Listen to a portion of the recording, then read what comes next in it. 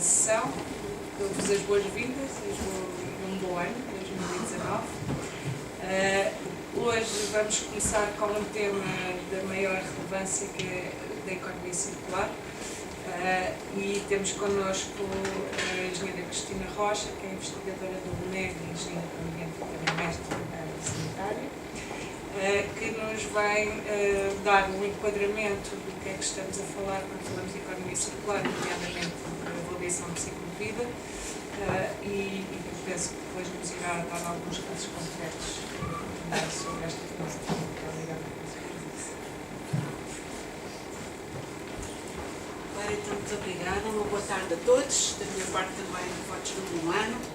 Realmente tem toda a razão, a temática da economia circular está na agenda política, está na imprensa, está no meio académico, tem de facto movido muito interesse, inclusivamente oportunidades de financiamento, programas nacionais, programas regionais, enfim, muito se fala sobre economia circular. Eu diria, da nossa experiência, que já se vai fazendo alguma coisa. Teria inúmeros exemplos para vos apresentar, quer nacionais, quer internacionais. Contudo, hoje pediram que falasse um bocadinho da avaliação do ciclo de vida e tentasse fazer aqui a ligação entre estes dois conceitos, que na verdade são coisas completamente diferentes, mas totalmente complementares.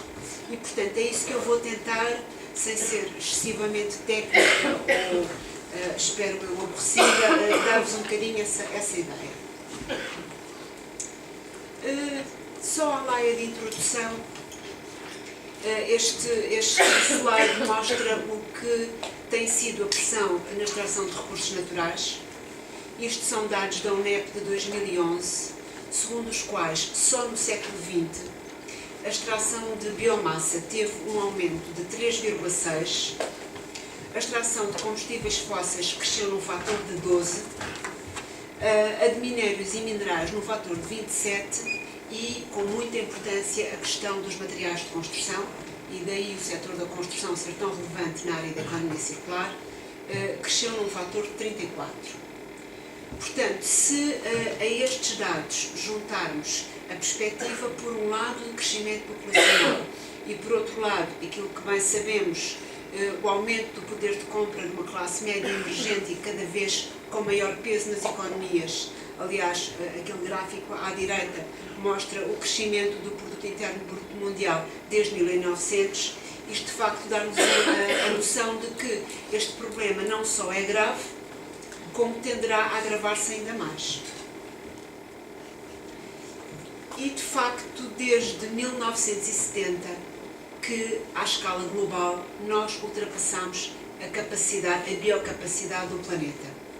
A biocapacidade do planeta mede-se em hectares e é a quantidade de território, água ou solo, disponível para fornecer os recursos de que precisamos e absorver a poluição que nós geramos. E mede-se em hectares por habitante. Em 1970, a pegada ecológica era igual a esse valor, em termos de hectares por habitante. Desde então, a pegada ecológica, ou seja, a quantidade de recursos e de capacidade de absorção da poluição de que cada um de nós necessita em média, tem vindo sempre a aumentar. E, portanto, realmente temos aqui um problema sério, que tem muita visibilidade a nível das alterações climáticas, mas também a nível da exaustão de recursos, especialmente algumas matérias-primas consideradas críticas para as nossas economias, perda de biodiversidade, etc. Portanto, há que encontrar respostas, a nossa única hipótese é essa, e eu não sei se têm conhecimento deste livro. Com licença, vou só tirar o casaco, porque isto vai assim me chegar um bocadinho, tive tempo de tirar o casaco. Não sei se têm conhecimento deste livro desta economista, Kate Raworth, que em 2017 publicou um livro chamado Economia do Donut, e que consiste em 7 formas de pensar como um economista do século XXI. E a premissa deste livro é: temos de garantir que ninguém fica aquém nos aspectos essenciais da vida, e, ao mesmo tempo, garantirmos coletivamente que não ultrapassamos a nossa pressão sobre o sistema de suporte da Terra. E esse espaço, eu não sei se consigo para ali, consigo, sim senhora, esse espaço que se situa entre a base social, que no fundo atende às necessidades das pessoas em todo o mundo de uma forma equitativa, e o chamado teto ecológico, portanto, o espaço entre estes dois pontos é o tal donut, não é? Estamos dentro do donut, estamos no tal espaço seguro e justo para o desenvolvimento da economia, e é aí que temos que nos situar.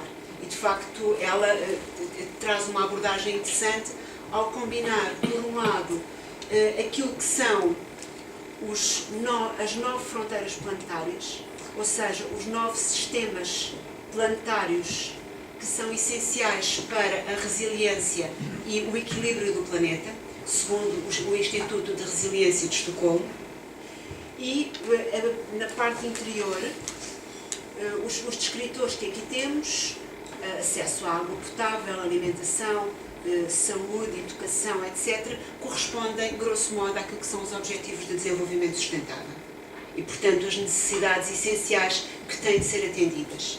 E como este gráfico mostra, em 4 dos sistemas terrestres nós já ultrapassamos o limite largamente, sendo que 2 deles, a poluição do ar e a poluição química, nem sequer estão definidas as fronteiras. Portanto, na verdade, dos 7 sistemas estudados e cuja fronteira é conhecida, ultrapassamos já em 4, e por outro lado, o gráfico mostra também que estamos em déficit em todas as dimensões sociais, porque não conseguimos garantir uma base social justa para todos. E do ponto de vista dos materiais e da energia, porque isso é pouco falado, mas isto tem implicações importantes também a nível da energia. A economia circular é uma das formas de dar resposta a este desafio que a economia do donut coloca. E eu penso que, enfim, em traços gerais, já toda a gente sabe o que é a economia circular, que o desafio é de facto transitarmos de um modelo que assenta na extração, fabricação, utilização e descarte dos materiais convertidos em produtos, não é? No nosso dia-a-dia, para um sistema circular em que os materiais são aproveitados e permanecem na economia o máximo tempo possível. Este é que é o grande desafio. Portanto, temos aqui um primeiro aspecto que é fechar os ciclos, mas também não só minimizar os impactos em cada uma destas fases, mas de uma forma ideal, teórica, se quiserem, caminharmos para uma sociedade zero resíduos. Poderão dizer-me isso é impossível, é um objetivo inatingível, porque temos as leis da termodinâmica a contrariarem esse objetivo, mas se pensarmos com este objetivo, conseguimos encontrar soluções, porventura, muito mais inovadoras e mais capazes de responder a este desafio. Um outro aspecto novo, digamos assim, que a economia circular traz, é uma separação entre aquilo que se chamam os nutrientes biológicos, aqueles que são compatíveis com a biosfera, que podem regressar de forma segura à biosfera, e os nutrientes técnicos ou tecnológicos, que não o sendo, são necessários para os produtos e para os serviços de que necessitamos, mas que idealmente devem ser recuperados e circular também em ciclo fechado, se quiserem, na tecnosfera. Não sei se consegue ver lá de trás este esquema, não consegue, mas já o conhecem, já viram. Este famoso diagrama da borboleta da Fundação Ellen MacArthur, que é uma fundação que desde 2012 se dedica ao estudo nas suas diferentes vertentes da economia circular. Quem não conhece o site, aconselho vivamente que o consulte, se tem interesse nesta área, porque tem casos de estudo, relatórios interessantíssimos, ferramentas. Eu vou-vos falar de uma das ferramentas, uma ferramenta de avaliação da circularidade. E, enfim, eles foram muito responsáveis por toda uma conceptualização da economia circular. E, portanto, do lado direito do diagrama, embora não consigam ler as letras pequeninas, eu dou-vos uma ideia geral do que se passa, mas do lado direito do diagrama, com aquelas bolas em azul, nós temos a tecnosfera. Ou seja, temos a forma de gerir os produtos e materiais que não têm que regressar à biosfera. Estamos a falar, por exemplo, de um computador, de um telemóvel, que tem imensos materiais que, tendo sido extraídos da natureza e transformados, alguns serão de síntese. Não sei, é o meu telemóvel. Já recebi mensagens. Vou receber mensagem. Vou pôr o meu DFA. À partida, acaba-se. Portanto, o telemóvel, não é? Mesmo quando não está a receber mensagens. Os materiais que aqui estão, hipoteticamente, podem funcionar num ciclo completamente fechado. Nós sempre pensamos na economia circular muito do ponto de vista da reciclagem de materiais, mas há aqui outra noção que é importante passar, que é a noção de valor. E, efetivamente, este produto tem mais valor enquanto telemóvel do que enquanto conjunto de materiais para reciclagem. Isto do ponto de vista do valor económico. Por outro lado, porque nas diferentes fases de construção foi-se-lhe acrescentando valor. Quando eu descarto este produto em fim de vida, estou imediatamente a destruir o valor que ele foi acumulando. Por outro lado, se eu conseguir repará-lo, mantê-lo, vendê-lo em segunda mão, eventualmente refabricá-lo, que é uma estratégia que muitas empresas começam a seguir, eu consigo manter o seu valor durante o máximo tempo possível. E, portanto, é aquilo que aqueles ciclos mostram, sendo que há um princípio genérico que é quanto mais apertado o ciclo, ou seja, a manutenção, melhor. Manutenção é melhor do que reutilização, que será melhor, por sua vez, do que recondicionamento e refabricação, que será melhor do que reciclagem. Melhor de que ponto de vista? Do ponto de vista ambiental, do ponto de vista económico. Isto é uma verdade absoluta? Não é. Isto é um princípio básico. E como é que nós chegamos às verdades, eu não diria absolutas, porque isso em ciência é complicado, mas mais próximo do que é uma boa estratégia? É precisamente através de instrumentos como a avaliação de ciclo de vida. E já vamos falar nisso. Do lado esquerdo do diagrama temos o ciclo biológico. Eu não vou falar tanto dele, mas estamos a falar de materiais biodegradáveis ou de materiais que vão parar na natureza, por vezes sem serem biodegradáveis, e é esses que nós temos de evitar. Um produto que entra no lado esquerdo do diagrama é um shampoo, por exemplo. Porque, quer dizer, ao utilizá-lo, o produto está-se a gastar. Eu não tenho maneira de recuperar utilizando as estratégias do lado direito do diagrama. Portanto, a sua incompatibilidade com os sistemas aquáticos, por exemplo, é um dos desafios também para a economia circular no âmbito de uma bioeconomia. O resto da minha apresentação vai se centrar, de facto, no lado direito deste diagrama, no ciclo tecnológico, porque é aquilo em que o grupo onde eu trabalho, no UNEG, se tem dedicado. Há muitas estratégias de economia circular. Isto é uma outra forma de ilustrar aquilo que tinham no slide anterior. Temos aqui também uma hierarquia, desde modelos mais lineares para modelos mais circulares, e podemos ver que, à medida que avançamos nesta hierarquia, vamos necessitando de inovações a nível do design de produto, a nível de modelo de negócio e até inovações socio-institucionais. Vou-vos dar alguns exemplos de como novas formas de consumir, novas formas de utilizar, implicam também novos padrões de consumo, de comportamento e mesmo institucionais.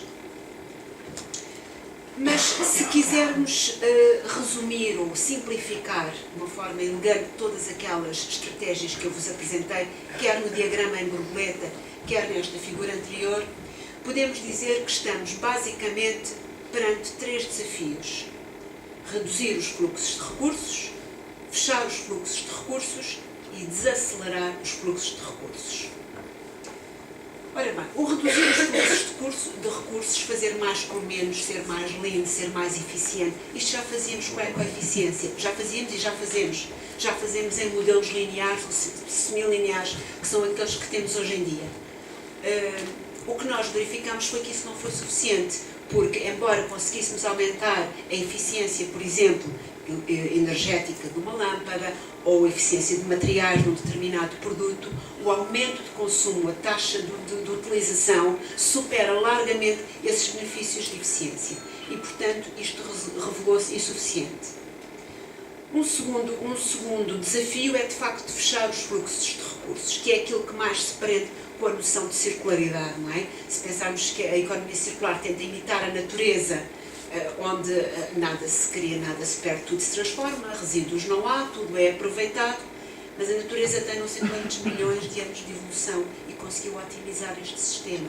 Nós não conseguimos, no nosso sistema tecnológico, otimizar os fechos de ciclo para termos um sistema igualmente perfeito. Então temos que recorrer ainda a outras estratégias. E as outras têm a ver, precisamente, com o desacelerar a taxa de utilização dos recursos. Utilizar os materiais e os produtos durante mais tempo, através de coisas como reutilização, reparação, partilha.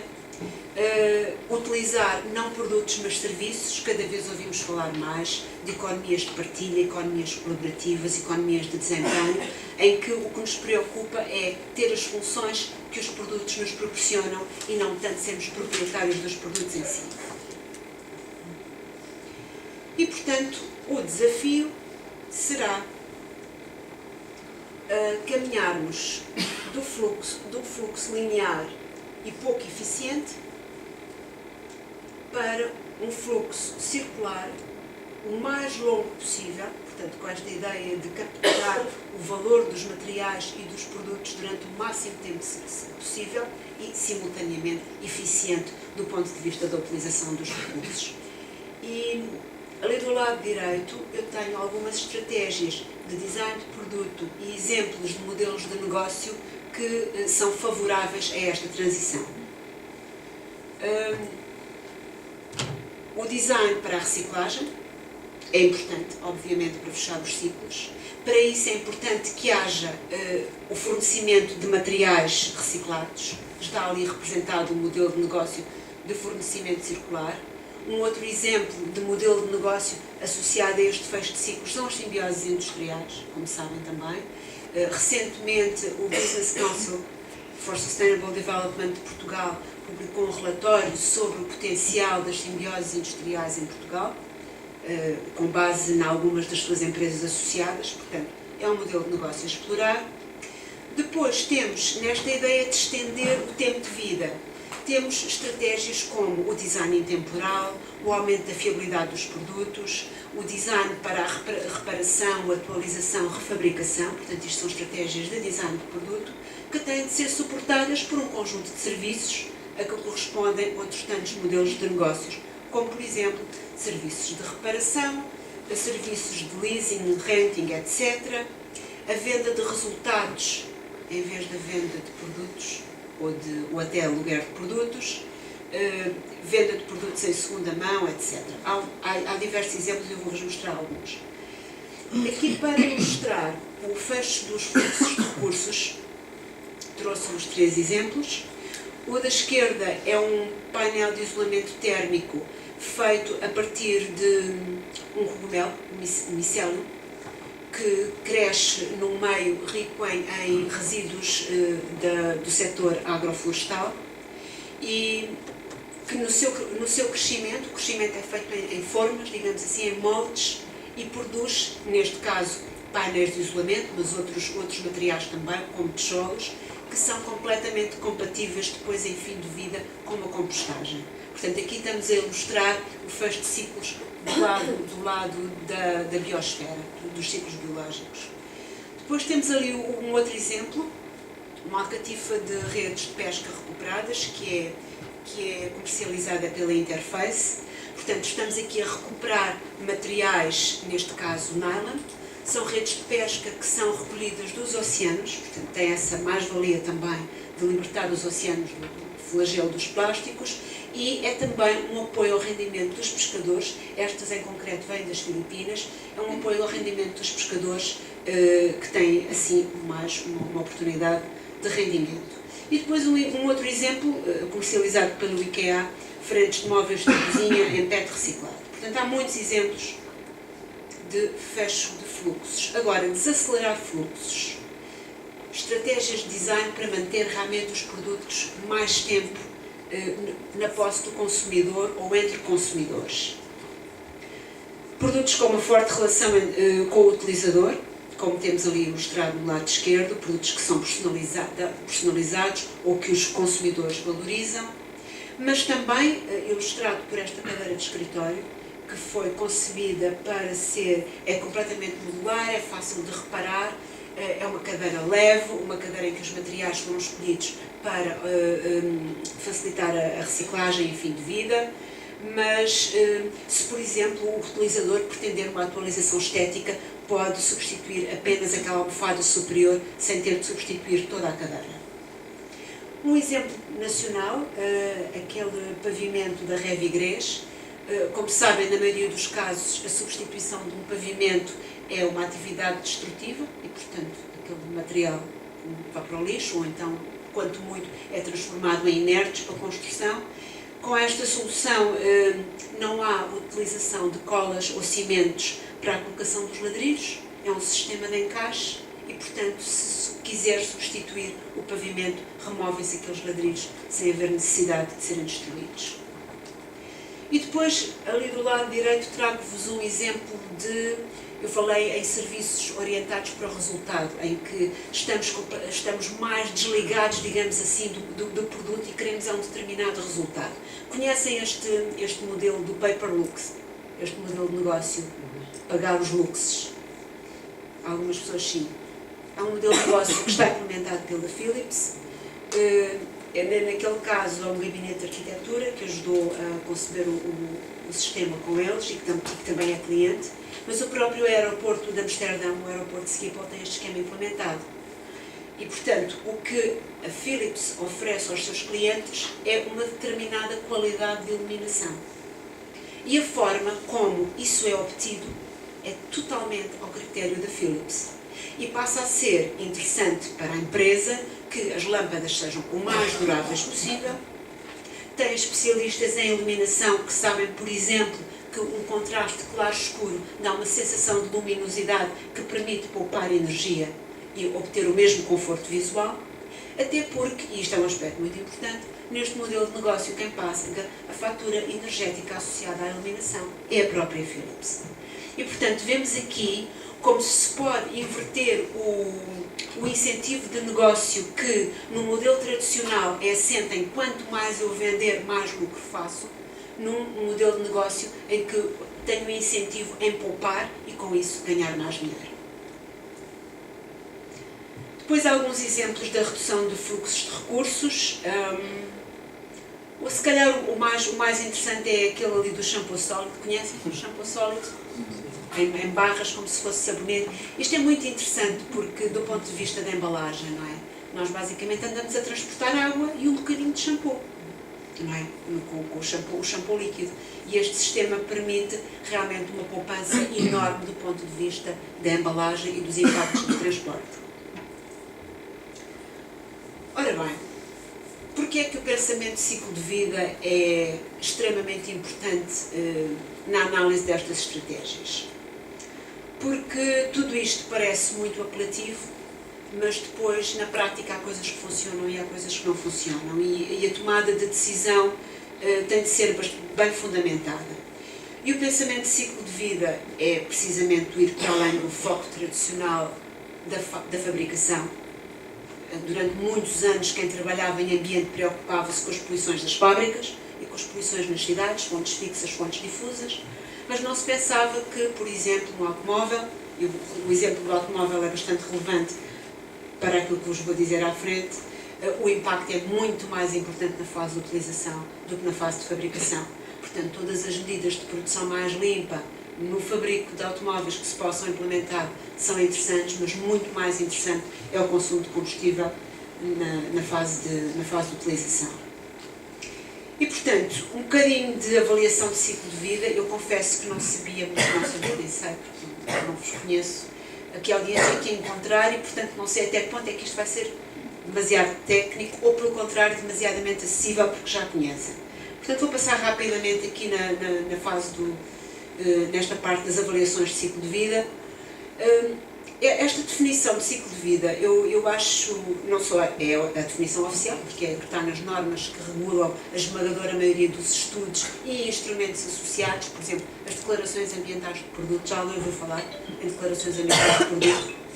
Conhecem o sistema DAP Habitat?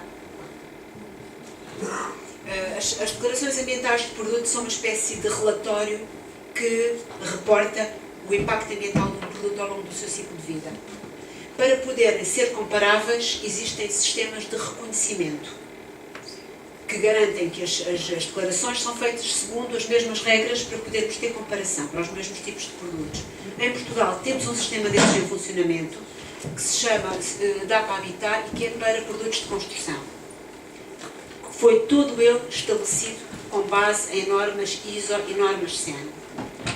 Portanto, eu trouxe-vos aqui a definição oficial e é interessante porque ciclo de vida, embora se chame ciclo, são as fases consecutivas e interligadas de um sistema de produto desde a aquisição de matérias-primas ou a sua extração a partir de recursos naturais até à deposição final. O próprio conceito de ciclo de vida tem intimamente implícito na mentalidade de quem o escreveu, era a nossa na altura, que tudo tem de ter uma deposição final.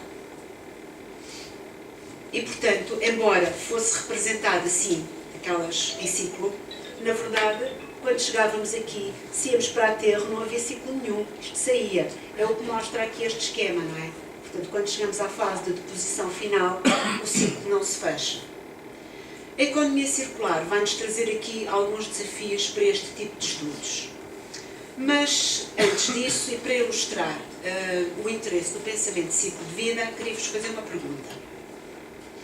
Nós temos aqui 3 chávenas de café, uma em cerâmica, outra em esferovite e outra em papel.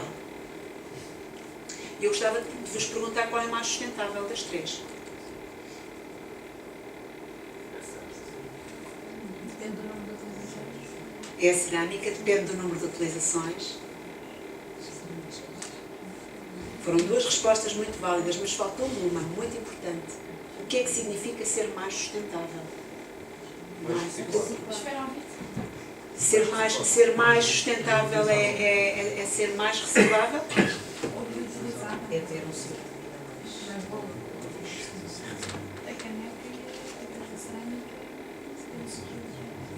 É mais durável, é mais durável. Mais reutilização. Também depende do sítio onde ela é produzida, é um facto. É precisamente para isto, para responder a perguntas destas que servem as avaliações de ciclo de vida. A resposta a qual é mais sustentável, neste estudo em particular, foi dada apenas por um indicador, que é o consumo de energia e as emissões associadas. Agora, na fase de produção, a caneca de cerâmica tem consumos energéticos muitíssimo, uma unidade, não é? Tem consumos energéticos muitíssimo mais elevados do que uma unidade feita em papel ou feita em esferovite. Ao fim de 31 utilizações, já vale a pena utilizar em cerâmica. Portanto, por hipótese, se eu fosse beber o meu café e fizesse assim à russa, não é? A de cerâmica não era uma boa escolha, de certeza absoluta. Ao fim de 31 vezes já seria. E ao fim de 354 utilizações, justifica-se mudar de poliestireno para cerâmica. Tipicamente, o tempo de vida de uma caneca é muito mais do que 354 utilizações. Isto é sensivelmente beber um café por dia ao longo do ano e uma caneca dura muitos anos. Portanto, mas é preciso ter um pensamento de ciclo de vida para conseguir chegar a este tipo de resultados e fazer comparações mais justas. Aqui mostra as emissões associadas ao consumo de energia e à deposição em aterro para um cenário de 2.000 utilizações e vemos como, para esse cenário, realmente a caneca de cerâmica é bastante mais vantajosa do que as outras duas. Do ponto de vista financeiro, o investimento é completamente diferente, é muito maior, mas o período de retorno é aquele que vê ali, de acordo com este estudo, 1 a 2 meses por comparação com a de esferovite e de 2 a 3 meses se compararmos com a de papel. Com este exemplo, quero também chamar a vossa atenção para o facto de as avaliações de ciclo de vida serem não só ambientais, mas também haver metodologias para avaliações de ciclo de vida económicas e até mesmo sociais. Já há metodologias da ACV social. Portanto, se calhar não vale a pena entrar aqui muito na metodologia de avaliação de ciclo de vida, portanto, Se calhar o que é importante reter aqui é que temos duas grandes fases. Há uma fase em que eu identifico materiais, energia, água, poluição em todas as fases do ciclo de vida que estão dentro do meu sistema de estudo. Mas isso não chega, porque em que é que isso se traduz em termos de impactos ambientais? Há uma segunda fase que se chama ali LCI, Life Cycle Impact Assessment, que é traduzir esses consumos e essas emissões e essa poluição em impactos potenciais no ambiente. São as duas ideias fundamentais. Vamos ver como é que isto se pode aplicar se estivermos a estudar